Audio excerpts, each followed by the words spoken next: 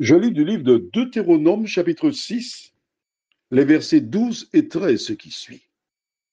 Garde-toi d'oublier l'Éternel, qui t'a fait sortir du pays d'Égypte, de la maison de servitude. Tu craindras l'Éternel, ton Dieu. Tu le serviras et tu jureras par son nom. Notre thème pour aujourd'hui, c'est Garde-toi. Prions. Notre Dieu, notre Père, nous te bénissons, nous te louerons pour cette opportunité que tu nous accordes d'être en vie, Seigneur. Oh, merci. Plusieurs comme nous se sont levés, sont partis et sont passés de vie à trépas sans même faire la paix avec toi. Oh Dieu, conscient de la brièveté de la vie, de nous aider à cheminer avec toi, à vivre pour toi. Garde-nous dans ta paix, dans ta grâce, nous t'en prions, au nom de Jésus pour ta gloire éternelle. Amen. As-tu vu comment commence le verset 12? Garde-toi d'oublier l'Éternel. Pourquoi Dieu dit-il, garde-toi d'oublier l'Éternel? Car si Ève n'avait pas oublié l'Éternel, elle n'aurait pas mangé le fruit. C'est parce qu'elle a oublié l'Éternel. Elle a oublié la parole de l'Éternel. Elle a oublié les promesses de l'Éternel. Elle a oublié tout ce que l'Éternel a fait pour elle. De même que pour Adam, les deux sont coupables.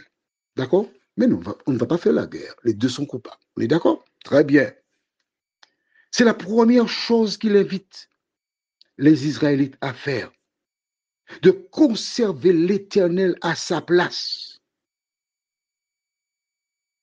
Parce que c'est lui qui permet que tu sois en vie.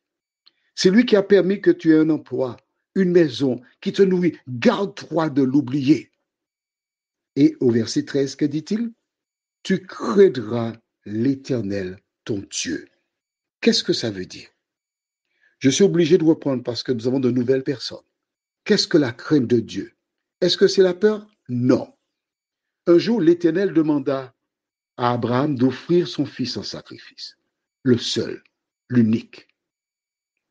Il se réveilla le matin de bonne heure, il partit, et que fit-il? Il prit avec lui 2 serviteurs, son fils, le couteau, le feu et du bois, et ils allèrent vers la montagne de Morija. En chemin, il laissa les 2 serviteurs afin qu'ils ne cherchent pas à le décourager ou s'interposer pour l'empêcher d'obéir à Dieu. Il place son fils et lui les pierres, le bois, puis il dit à Isaac, Dieu m'a dit de t'offrir en sacrifice. Il attache Isaac, l'installe sur le bois, et que se passe-t-il? Tandis qu'il s'apprête à le tuer, je lis dans Genèse 22 à partir du verset 10, puis Abraham étendit la main et prit le couteau pour égorger son fils. Alors un ange de l'Éternel l'appela des cieux et dit, Abraham, Abraham. Et il répondit, me voici. L'ange dit, n'avance pas ta main sur l'enfant et ne lui fais rien, car je sais maintenant que tu crains Dieu et que tu ne m'as pas refusé ton fils. As-tu noté? Je sais maintenant que tu crains Dieu. Qu'est-ce que la crainte de Dieu? Craindre Dieu, c'est obéir à la parole de l'Éternel. C'est aussi simple que cela. C'est pas compliqué. Or, on revient dans Deutéronome, chapitre 6, au verset 13. Tu craindras l'Éternel, ton Dieu. Tu es sur ton lieu de travail.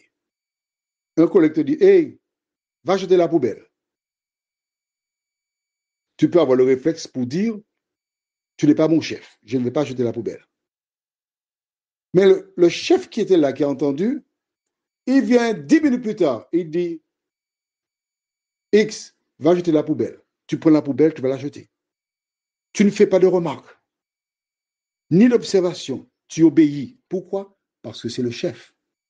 Eh bien, craindre Dieu, c'est la même chose. C'est obéir au commandement de Dieu. C'est pourquoi il dit, crains Dieu et observe ses commandements, c'est là ce que doit tout homme. Prions. Notre Seigneur, notre Dieu, en ce matin, tu nous rappelles à travers l'histoire du peuple d'Israël que tu as fait un contrat. Un contrat qui consiste à se rappeler qui l'a conduit sur cette magnifique terre, qui donne le souffle de vie et s'en occupe. Seigneur, il n'existe pas de différence parce que nous, tu nous as sauvés du péché. Jésus est venu mourir sur la croix afin que quiconque croit en lui ne périsse point, mais qu'il ait la vie éternelle. En retour, il nous dit, garde-toi de ne pas m'oublier, moi Jésus. Il nous dit, tu craindras l'Éternel, tu craindras la parole de Dieu.